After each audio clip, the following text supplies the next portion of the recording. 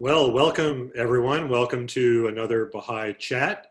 We are happy to have everyone here today.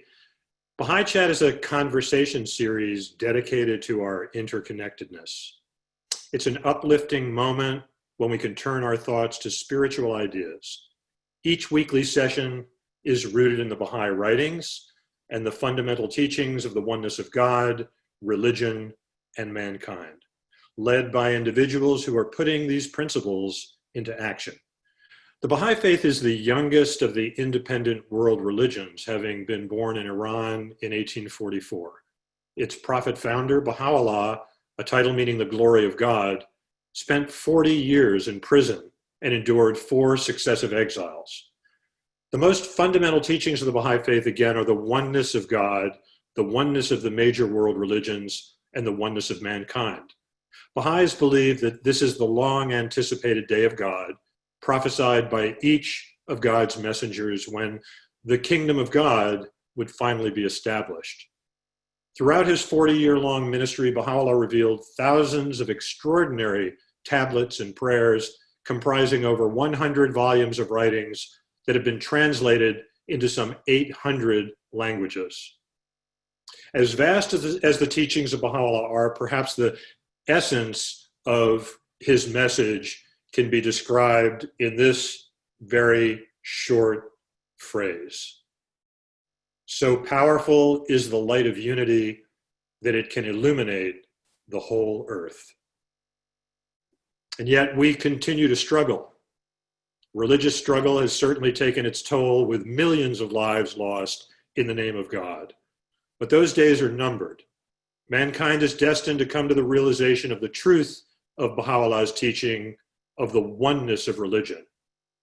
In it, he makes clear that the major world religions are not disparate competing ideologies. They are in fact part of one connected process, leading mankind along a continuum toward the ultimate goal of the establishment of the unity of mankind.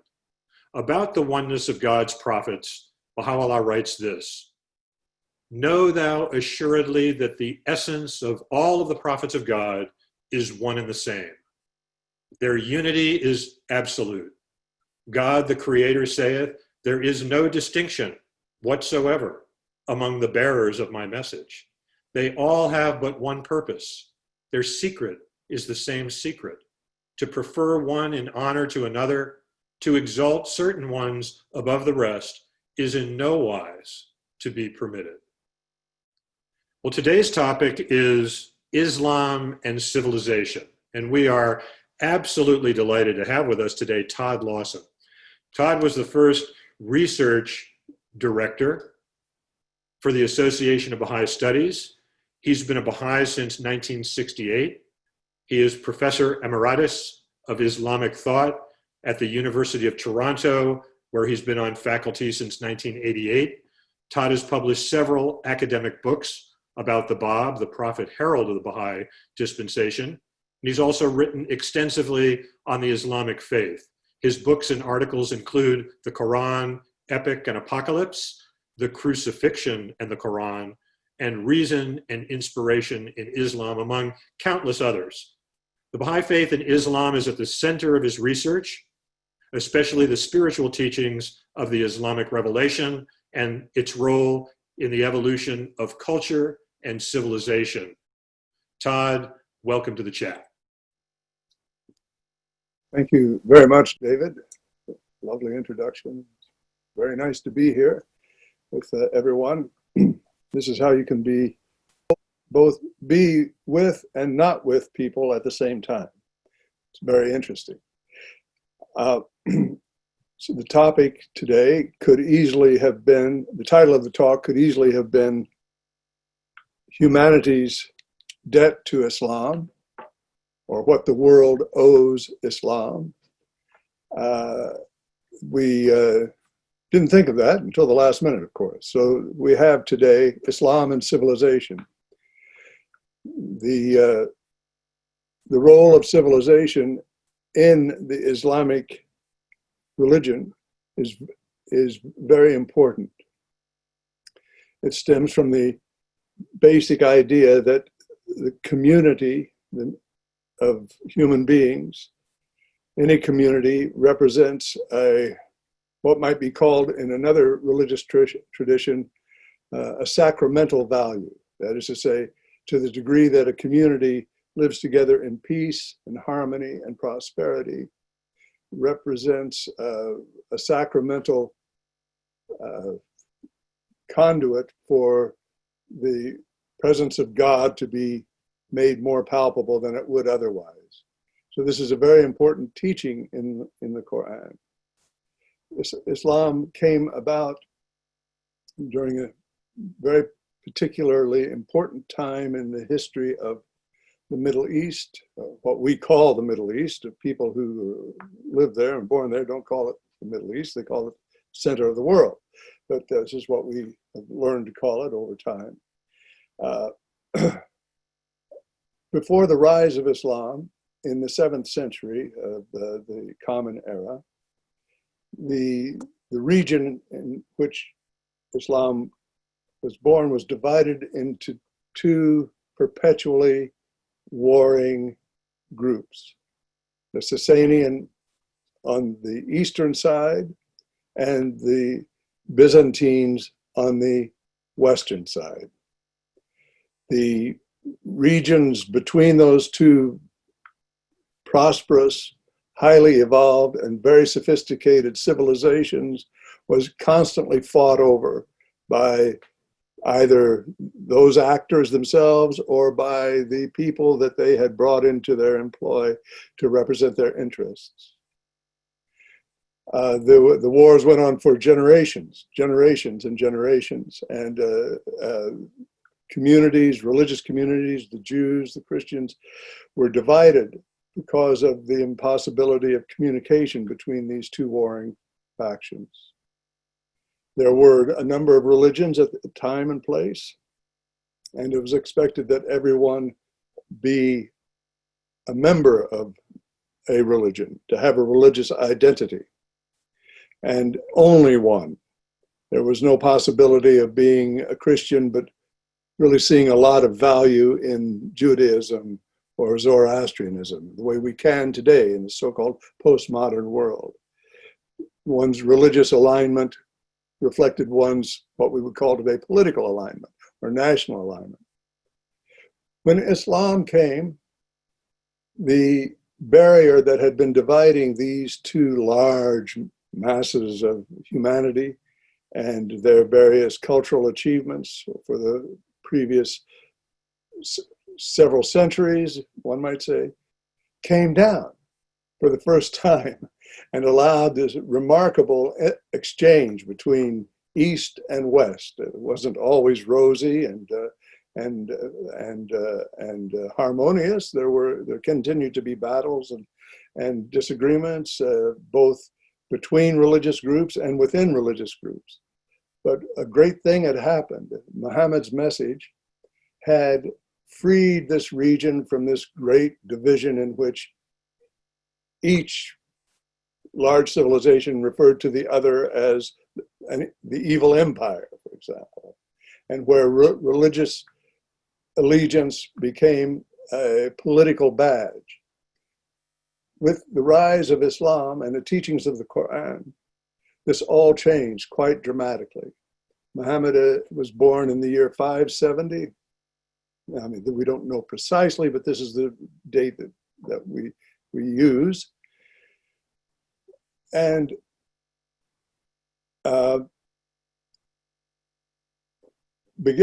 had his first revelation around the age of 40 in the year 610. The Qur'an was revealed over a period of 23 years, 22, 23 years. And in the Qur'an, a number of teachings were inculcated that made it possible for a great freeing up of the religious divisions that had existed since time out of mind. So what was born with Islam, with the religion of Islam, was something that we call today cosmopolitanism, and it did not exist to the degree that it would find its great efflorescence in the Islamic period. It freed the world to such an extent of travel and trade and scientific exchange and philosophical exchange grew exponentially. And not only that, but within a very short period of time, Islam spread over the known world, one might say. It represented the largest single cultural unit that had heretofore existed on the face of the earth. So that while it was conceived in the middle of the Arabian Peninsula and grew during the life of the Prophet and the first caliphs, eventually it found its center in Baghdad. And we can say that from its establishment first in Damascus and in Baghdad, from there, it actually came into its own, because here is where the very sophisticated teachings of the Qur'an hit the ground running, you might say. The world was full of various kinds of people, and the Qur'an takes account of this. In the Qur'an, there's no such thing as a chosen people. In the Qur'an, all humanity has been chosen to carry forth the ordinance of God, and in Baha'i terminology and in the Baha'i principle, carry forth an ever-advancing civilization. The Qur'an speaks about people, if God had wanted to, he could have created all humanity as one single community. But God didn't wish to do that. God created humanity in groups of different colors, different languages, different nations, and different regions and different religions. And the Qur'an even goes so far as to give the reason why this is so. God created people in different colors and groups and languages for one reason and one reason only, so that all of these various and variegated groups would be able to have the mutually enriching experience of getting to know each other. This is a Quranic principle. And with such enlightened principles as this in the Quran, and there are many others, the world was transformed to a great degree, so that from about the end of the 7th century, a person could walk from southern Spain to the Hindu Kush Mountains and feel as if they were in the same country, the same cultural cues, the same moral and ethical standards and aspirations. And people, of course, there was a universal language, which was Arabic. And so it made that world a single homeland, in a sense. So, and the history of the world has never seen anything like this ever in its long period of travail. This has never happened. As Baha'is, we inherit this valuation of the idea of civilization and cosmopolitanism, or unity and variety, as another sacramental value. And we say that this is a time for a new shift, a new breaking down of barriers, as has happened in the Islamic sense, so that the entire planet becomes a single country. So a person can, in fact, travel the entire world and feel at home amongst humanity. Now, I keep using this word humanity, and I'll just stop a second and say why it is so important. It is another sacred value in Islam. There are many themes in the Quran, many major themes. In fact, you could say that the Quran teaches also what the Baha'i Faith teaches. One God, one timeless religion, and in fact, one humanity. And we see this because in the Quran there are a few words for the human being, and they're used repeatedly throughout the text, throughout the 114 surahs of the Quran. so that the idea of humanity becomes wired into the consciousness as one reads the holy book or hears it chanted. The notion of humanity, in a sense, is an Islamic construction that came about during these first few centuries of the venture of Islam, from the time of the revelation of the Qur'an until today. The notion of humanity stands out in Islamic writing in a way that it does not stand out in the writings of other religions. Certainly the idea of humanity exists in other religious texts and other important cultural epics and poems and so on. But the definition that is given to humanity by the Qur'an is sui generis, that it includes everyone. The crescendo of this inclusiveness occurs in Surah 7, verse 172, the so-called verse of the covenant, which is a somewhat mythically rendered scenario. Many of you are already familiar with this verse, in which God, at a time before time began, in a place before place was created, summoned Adam to his presence and withdrew from Adam's loins the potentiality, the potential seeds is the Arabic word, of all future human beings. Anyone who would ever live on the face of the earth as a human being was brought before God on that day and was posed the question by God, am I not your Lord? The Qur'an then quickly follows up. Everyone unanimously and without hesitation said, absolutely, yes, indeed. This is sort of the center of the Quranic theory of humanity, because what it says is that all human beings that ever lived and whoever will live were under the shelter and guidance and in the loving arms of this God of the Qur'an, whose most important attribute, by the way, is love and compassion, as you already know. How was this thought amongst the Muslim scholars and the Muslim mystics and the thinkers and so on? Well, they quickly recognized that this is a very interesting proposal. I'm paraphrasing an entire cultural development here. I hope you'll forgive me, but they quickly realized that this is a very interesting hypothesis on the part of the Qur'an.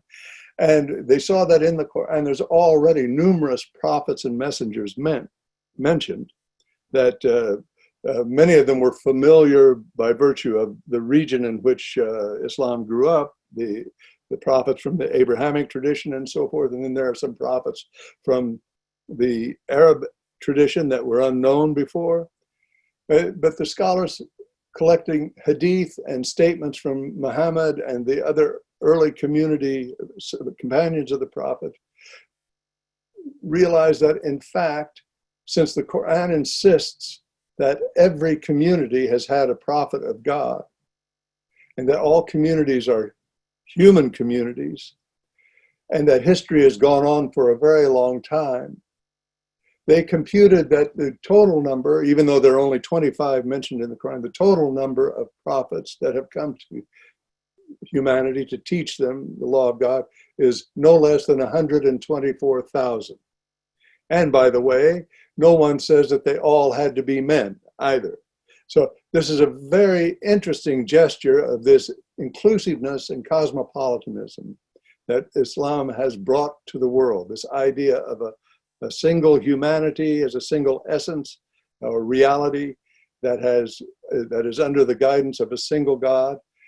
And this spiritual teaching, which is part of the covenant of Islam, the spiritual teaching was so inspiring that it led these Islamic communities to excel in the arts of civilization and culture to an astonishing degree.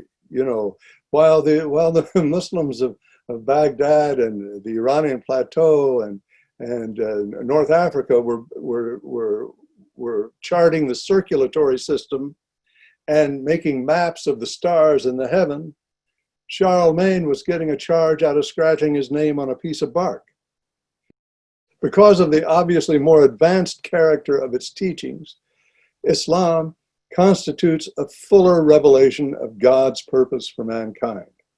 The so-called Christian civilization, of which the Renaissance is one of the most striking manifestations, is essentially Muslim in its origins and foundations.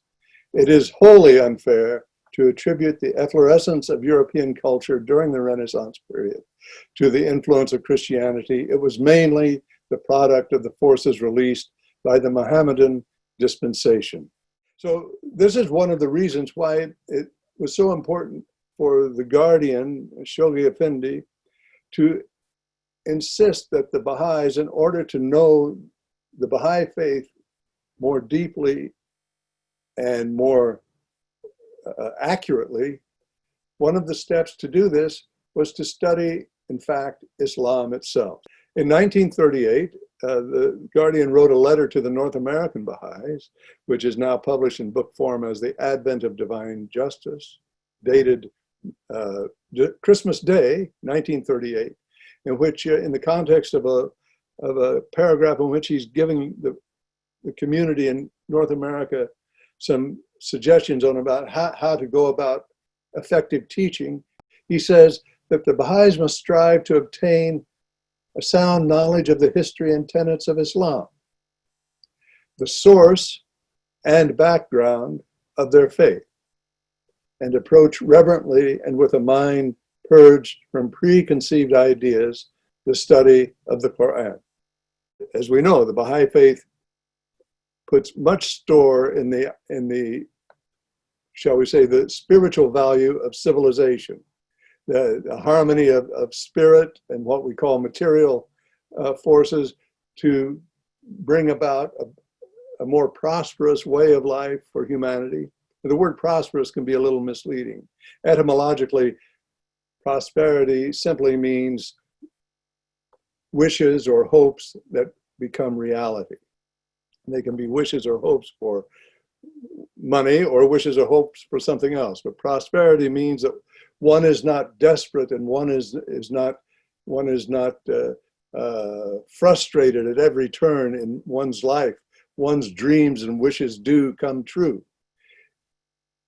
Islam, and by extension the Baha'i faith, says that prosperity does occur to the degree that people are faithful to God's revelation or to the covenant. And we see evidence of this in the history of Islam because it brought about one of the great civilizations in the history of the planet and reconfigured our notion of what it means to be human and what it means to be religious and what it means to be prosperous, frankly. If people have comments or questions, it would be interesting for me to know what those are and to chat about them. There's no such thing as a stupid or meaningless question in the world. As you know, one of the Baha'i months is called the month of questions. There's no Baha'i month called the month of answers. It's just the month of questions. Questions are more important than answers sometimes. Well, we invite people to actually submit your questions into the Q&A. But Todd, we've got really plenty of time here. I'd like to put a question to you. That, one of the reasons I thought it's so important to have you on, I mean, at present, there's just this tremendous surge in Islamophobia and misconceptions, ideas about Islam, happening here in the United States and other parts of the world presently, certainly in the West.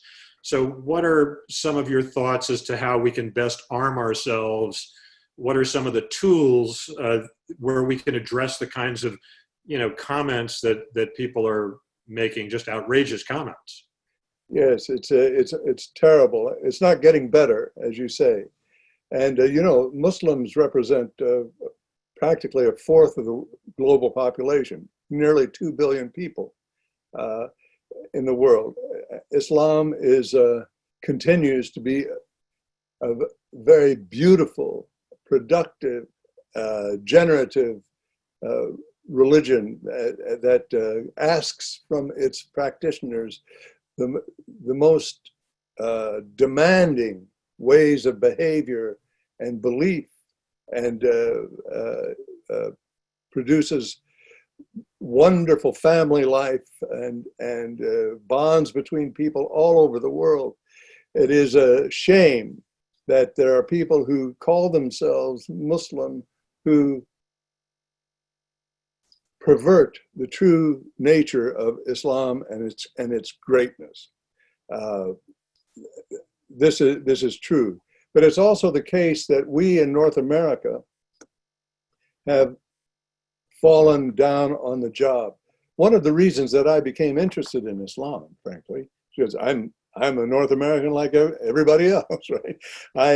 I went through school in the United States, and from kindergarten through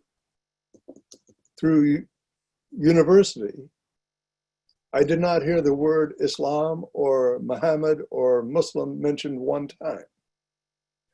And it really wasn't until I encountered the Baha'i Faith that I became aware of Islam. If I had heard the name of Islam or Muhammad, however, intermittently during my school years, it would have been in the context of a threat, or in the context of the Crusades, or in the context of Muslims as having been enemies of Christianity, this kind of thing. But even that you didn't hear.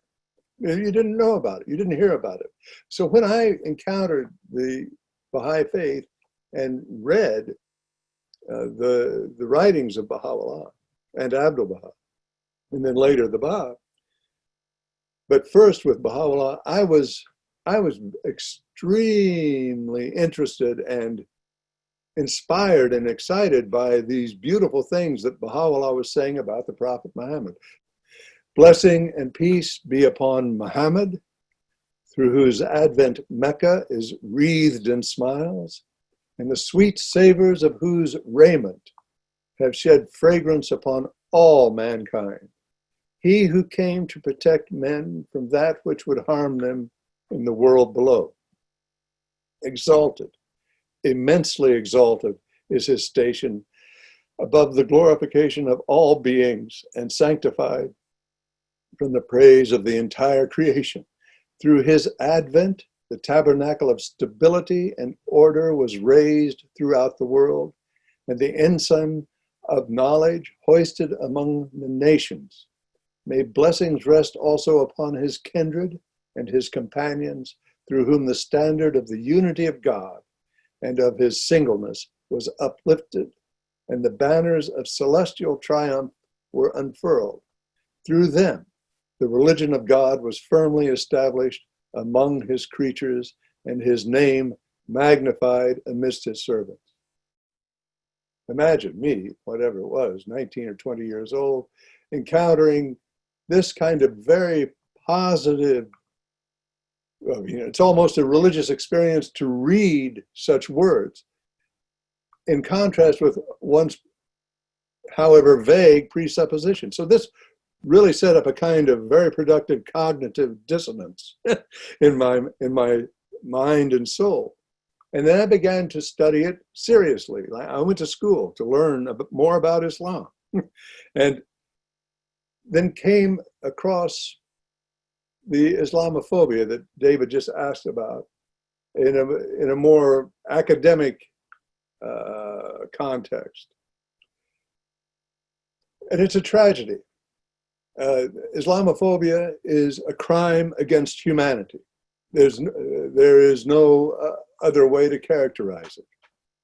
And the cure for it is to educate ourselves and to insist that education take place in our communities. The very first quotation here, The mission of the American Baha'is, understand this, written in 1941, is no doubt to eventually establish the truth of Islam in the West. This is an extremely powerful statement, and one that we need to contemplate more regularly and more frequently. Because what needs to happen is that our educational system in our communities needs to come up to snuff with regard to its treatment of not only Islam, but other religions, but particularly Islam. Because our neighbors now are Muslim, and our friends are now Muslim. But the Muslims are lumbered very heavily by this negativity that they see all around them on the television and the radio, on the computer, in the newspapers, and the suspicions that people have because we don't know them and we don't understand how beautiful Islam is. We need to tell our school boards and our schools and our principals that they must start talking about the heroism of the Prophet Muhammad and talk about his saintly nature and his goodness and his moral beauty and his great accomplishment in vanquishing ignorance and replacing it with knowledge of God and Islam. Because this, at bottom, is the greatest achievement that Muslims see that the Prophet did.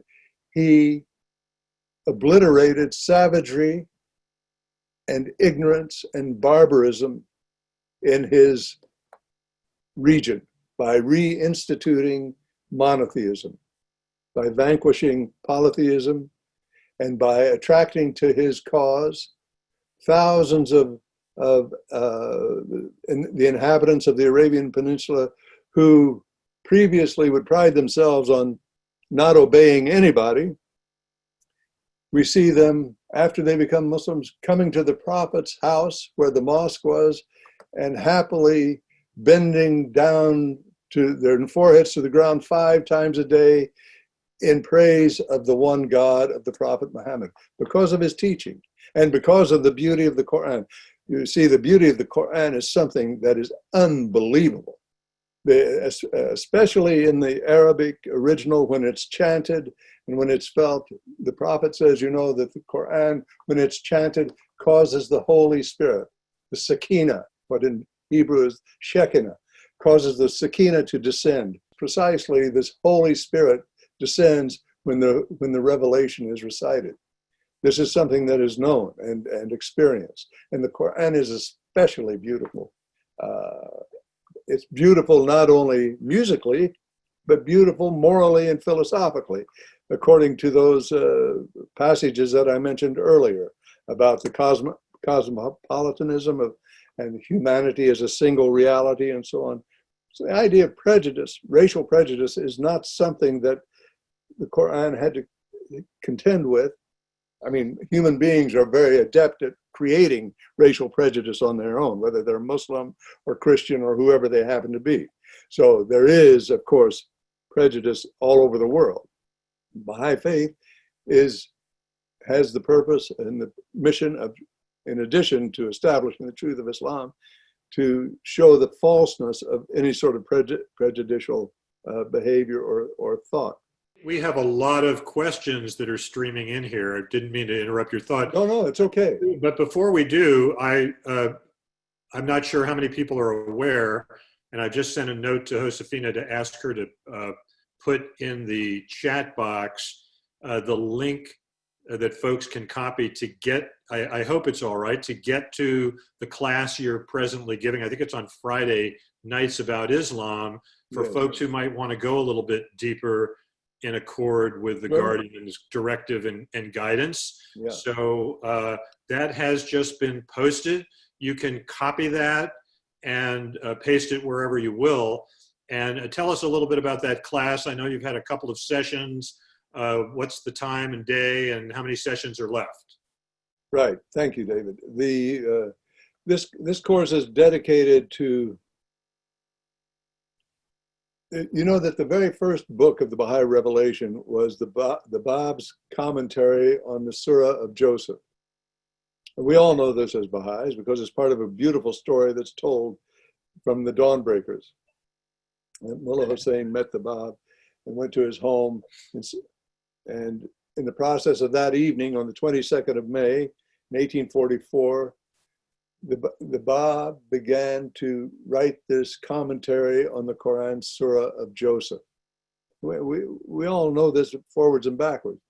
But what we frequently don't know is what is the Surah of Joseph itself all about, and why would the Báb bother to write a commentary on it, and why would this be so significant and important that he chose it to open up a new cycle of human history.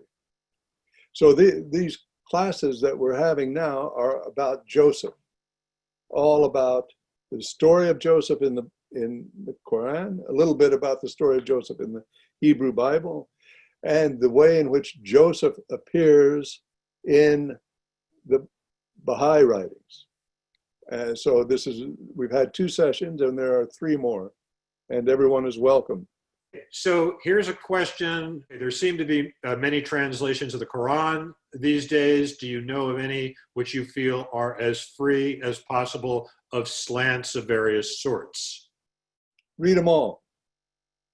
There are some that are more beautiful to read. There are some that are more accurate in some ways than others. There are some that are more heavily annotated than others, so that you can, and some very beautifully annotated. Yes, there are some that are incompetent, but I wouldn't, but you know, what I could do would be, I don't know, do you publish anything for the people after this is over? You certainly can, and my thought is, just off the top of your head, tell us, you know, for the rank and file of us who may not be scholars, what would be the best publication? What would be the number? And we could post that in the chat, okay. And then we can connect a link later in the next newsletter that goes out with your suggestion there. You know, The Guardian recommended the translation by J.M. Rodwell, which was published in 1861. And he liked it. I don't know why exactly. It is, you know, the English is very beautiful, and Victorian English is really, it was at the peak of the beauty of English. So that could have been something that appealed to him. Since that, and another thing that may have appealed to him, because, you know, The Guardian was very scientific, Rodwell organized the surahs of the Quran in a chronological order. Usually the Quran is organized in a different kind of order that has nothing to do with the sequence of revelation. That's a rather interesting problem. In any case, he might have liked this as well. He certainly didn't ever say, as far as I know, that you should only read the Rodwell translation. So today we have a number of very beautiful translations. One by Alan Jones, is excellent, from Oxford. One by Arthur Arbery, Arbery, which is very beautiful. It's a little Shakespearean in the English. There's one which I like very much by Yusuf Ali, was done in the mid-30s and is copiously annotated. So it frequently answers the kinds of questions that we have when we read the Quran. Not only that, it's published with the English on one side, and very beautiful English, you know, from the subcontinent. The people who speak English in the subcontinent really speak it well. And side by side with that is the Arabic. So you can see the Arabic, even if you can't read it, it's beautiful to look at, as we all know. So these are 3, Yusuf Ali, Alan Jones, Arthur Arbery, and there's a new one, brand new one, called The Study Quran. I think it's published by Harper, which was under the editorship of Sayyid Hussein Nasr, a very prolific Muslim scholar with a team of translators that also has a lot of commentary. We have a lot of questions. Okay. Let me give you the next one. In your opinion, why did Islam eventually fall from prominence in favor of the Christian West? Did it have to do with a failure of Islam to obey its covenant? Why would then Christendom, who had a prior revelation that was superseded, then move to the front for a period? This is a great problem that this person has just isolated, because it's a question that not only observers from outside ask themselves, but also Muslims ask themselves too. And it's a, I don't think we're going to be able to come up with a satisfactory answer to this in the time allotted here, or maybe ever. But there are a number of factors involved. And some of them are historical, and some of them are social, some of them are economic, some of them are related to weather and related to the shift from agricultural society to a desiccated landscape that therefore became less prosperous and less productive, and less money meant less of everything. And with the almost parallel rise of the discovery of coal in northwestern Europe and the development of industry and so on, and the circumnavigation of the globe by Muslim-inspired navigators with their astrolabes who helped to discover the new world, so on. So it's a very complicated question. You know that we showed that earlier, that quotation where the Guardian instructed his secretary to inform the Baha'is that the Renaissance, the great flower of Christian civilization, is in fact a disguised Muslim development. So according to that proposition, what we see as Christian cultural sophistication, efflorescence, is really a disguised Islamic development. So it's super interesting. The Islamic world endured a number of very difficult catastrophes, of course, during its tenure. Beginning with the year 1258, in which the Mongol occupation occurred and destroyed vast swathes of populations and territory, and many generations before the recovery occurred. But recovery occurred in an interesting way.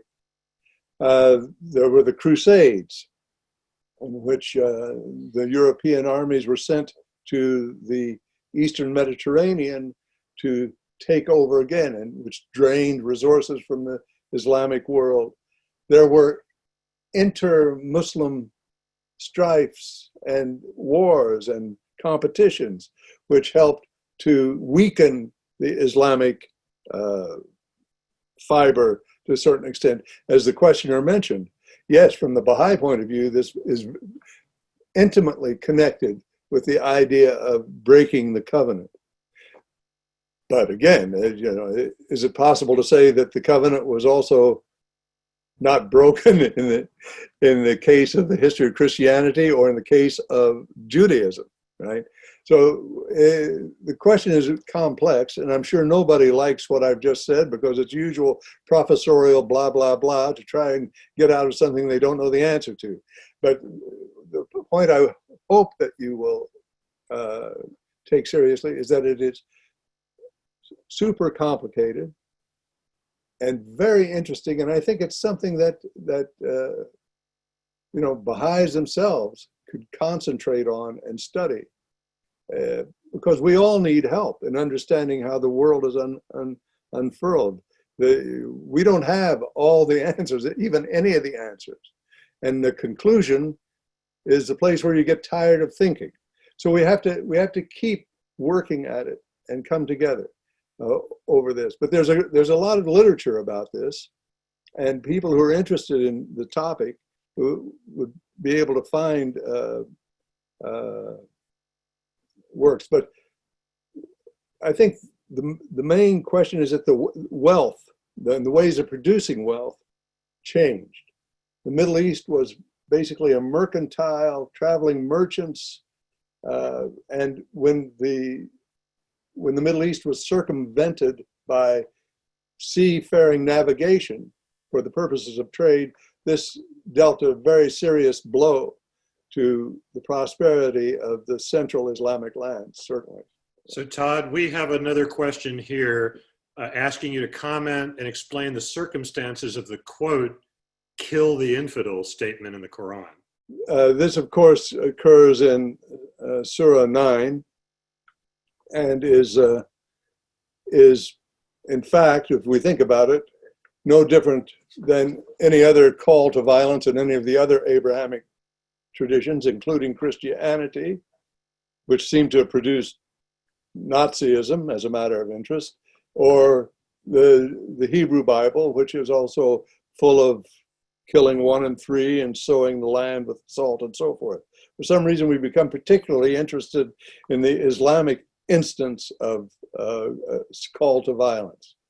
But to provide some context, it is the case that Muhammad was charged by God to re-establish monotheism that had become corrupted or weakened over the generations until at the time of his mission, the Kaaba in Mecca was home to 365 different gods.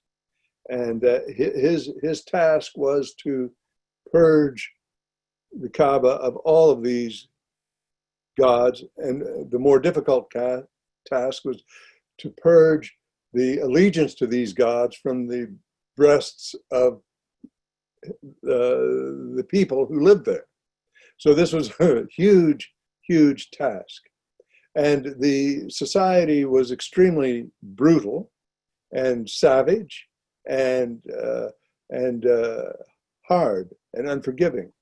And battle had become a means of, if you like, social or cultural discourse over the centuries in this region. The various Arab tribes that lived in the Arabian Peninsula, part of the way of life included conflict with each other. It was a way of trading goods across vast territories, of exchanging information. In some cases, it was very much like heavy football competition, which some people, in 200 years might look back at us beating each other up on the beautiful green grass every January as something strange and unfathomable. In the Arabian Peninsula, this was a way of life. It was hard, unforgiving way of life. And what was at stake was very important.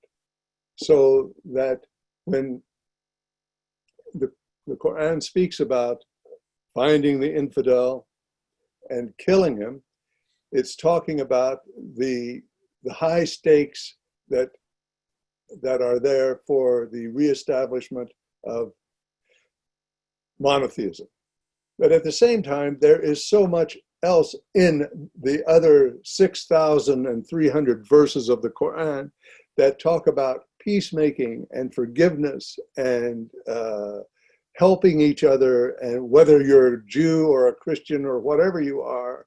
And there are documents such as the Constitution of Medina, which established the community as being not all Muslim, but being made up, written by the Prophet Muhammad himself. This is preserved in history.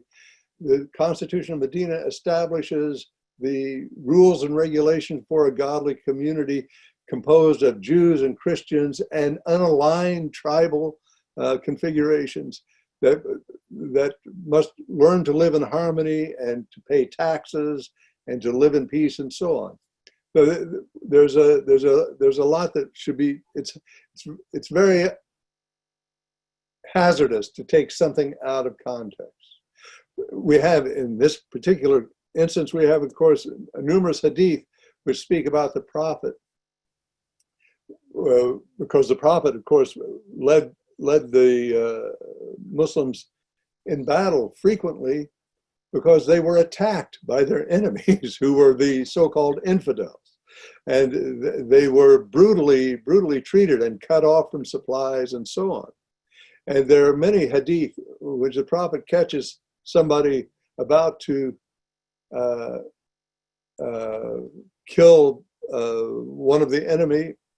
And the one particular story is he goes over to the Muslim and says, well, what are you doing? He says, well, this person converted to Islam, but I could tell he converted just so we wouldn't kill him. And the Prophet said, you have no idea what's in his heart. So you have no business making this judgment.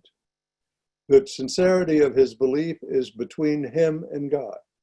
And this is a very interesting and very fine and refined position. So I think we have to be very careful about taking such verses out of context. Todd, here's a question. You talked about the connection between Islam and the Baha'i Faith sort of growing out of Islam. And with that, this person is asking what one could say to Muslim friends who say that the Baha'i Faith is nothing more than another approach to understanding and practicing the Islamic tradition. Well, I'd say that if we practiced properly the Islamic tradition, we wouldn't be doing a bad thing. And I would also say that in some sense, it is true to say that the Baha'i Faith represents a universalization of basic Islamic spiritual teachings beyond its original setting and context. And why is this important? As the Guardian says, and as Abdu'l-Baha says, Islam represents a further development of spiritual truth that the Christian world remained deprived of. So it makes sense in the context of spiritual economics for the Baha'is to make known the beauty of Islam. But while saying this, it's also not the case that we can say that the Baha'is are Muslim, because they just simply are not. There are a number of things that can be focused on here to demonstrate the truth of this. I'll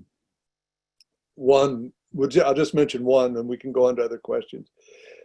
You know that in that quotation from the Guardian about the Baha'is should study Islam, there's an ellipsis there, and we took out some of the other things that the Guardian said. The Guardian said that the Baha'is should become familiar with the circumstances and the institutions and the society in which the Babi religion and the Baha'i Faith were born. And the overwhelming reality of that situation that he wants us to understand is Shi'ism. Ithna Ashari Shi'ism.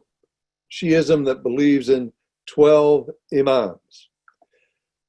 This was the cultural language and religion of the time. This is the language that the Báb spoke very eloquently, and Baha'u'llah also knew very well. After all, the Báb and Baha'u'llah were Muslim. Abdu'l-Baha, it could be discussed, but the Báb and Baha'u'llah were Muslim. The Letters of the Living were all Muslim, right? So the voice of the Baha'i Faith is directed to a Muslim audience, and therefore it is heavily Islamic and Muslim. But what we have in the case of Shi'ism is from the point of view of the history of religions and religious studies, is that the heart and soul of Shi'i Islam, that which gives it its identity and its reality, and without which it would no longer exist, is the idea of waiting for the return of the 12th Imam. This waiting is the central sacramental attitude and fact of Shi'ism. By claiming that the waiting is over, automatically puts both the Báb and the Baha'i founder, Baha'u'llah, outside the enchanted circle of Shi'i Islam, and in a sense, no longer Islamic. Even we can say that it is heavily Islamicat. You know the verb Italianate art. It is Islamicat. There's much that is Islamic in the Baha'i Faith, but it is no longer Islam as such. There are other ways also of gauging this. But at the same time, I don't think it's very productive to insist upon this too much, because the world owes a great deal to Islam, And it is a point of honor to be mistaken for a Muslim, frankly. We're at 3:15, everyone, and we do try to keep to an hour. Next week, we will have actor Penn Badgley on the subject Unpacking Materialism, Becoming a True Friend. We'd like to thank everyone for attending today. Hope to see you next week as well.